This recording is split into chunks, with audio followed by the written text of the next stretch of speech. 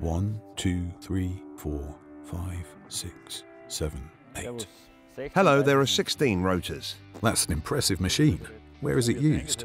Mainly on large hay farms. That's where the high output counts when the weather's good. But also more and more on silage farms, and also by contractors who mow without conditioners. And here I have the advantage. With a tedder like this one, I'm flexible. If the weather puts me under pressure, I'm in the field with the highest output. As a rule of thumb, the tedder handles as much as 2 mower combinations.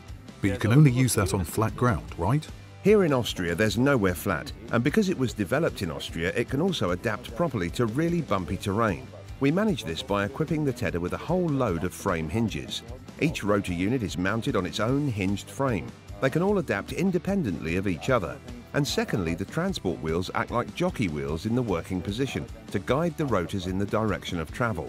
And with this system, we achieve superb ground tracking even on uneven terrain. If it has so many hinges, how does lifting the machine at the headland work? Lifting the machine is very easy for the driver. All you need is a single-acting spool valve. You actuate this briefly and the hydraulic cylinders raise the rotors one after the other into a defined headland position.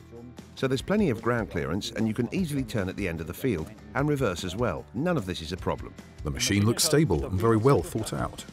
Yes, in this respect, the front guard is an important feature. This is a supporting element on our machine.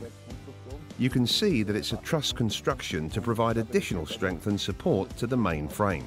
Why are the tine arms bent like that? There are 2 main reasons for this. On the one hand, the tine arm has a sweeping action and therefore works very smoothly, very softly, very gently. And a second important point is at the rear in the area where the tine lets go of the forage. On our machines, the tine simply lets go, and this means that no tufts of forage snag on the tine. Another point worth mentioning, we use a rotor diameter of 1.42 meters. This is actually relatively small, meaning we have an advantage in terms of ground tracking.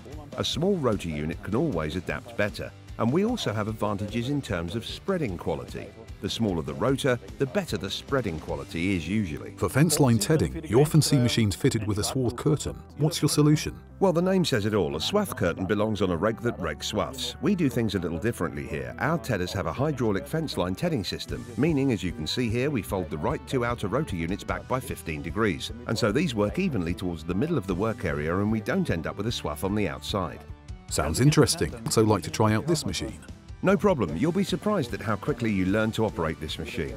Although it's so wide, it's not too demanding on the tractor. So you'll feel in control of the machine right away. Okay, thanks for the information. I'm going to have a look around the stand a little bit. My pleasure. Would you like a drink? Yes, please. My pleasure. Thank you. Bye. Goodbye.